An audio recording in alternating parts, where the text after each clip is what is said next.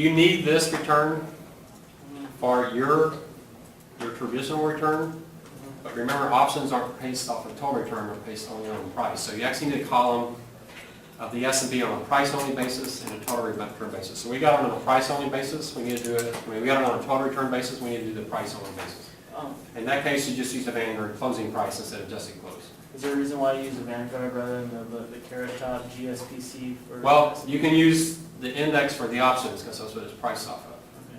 But if you use the index for your portfolio, for this traditional portfolio, remember the index doesn't include dividends, so you can be understating your return by 2 to 3%.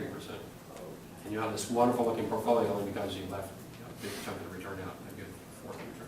All right, y'all see that? So you need a total return when you're looking at your portfolio, but you want a price only return when you need the options, so I'd have to build that piece in there. All right.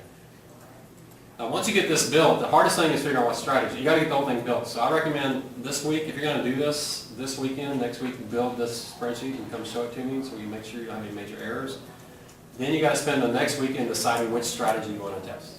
And we can talk some ideas on that. This is one of my favorite ones, but I don't have it set up very well yet. But and I'll show you in class how that works. But there's all different types. You can do put spreads, you can do call spreads, and all the other kinds of things to try to get a better strategy. Once you do that, this is the hard part. So once you do that, the writing up of it's not too difficult because the one thing we're gonna do down here is we're comparing standard deviations. But remember this standard deviation misstates the risk, overstates it by quite a bit. So what I like to do instead of standard deviation is I like to look at the worst year. My worst year there is 12%. My worst year is only 10. So I say, yeah, my standard deviation is higher, about 25%, but my worst case year is better. Which do you think your parents care about?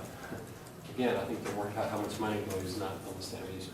So you get to write that up in your paper. So your paper may not be all that long, may only be a few pages long, but most of your work's going to be in here. And you got to figure a way how to express that. And so you might do a graph that shows the average return, the standard deviation, and the max drawdown. And if you do that, you can put it in a table and show why you think one. And don't feel like you got to write a paper that finds an option strategy that works.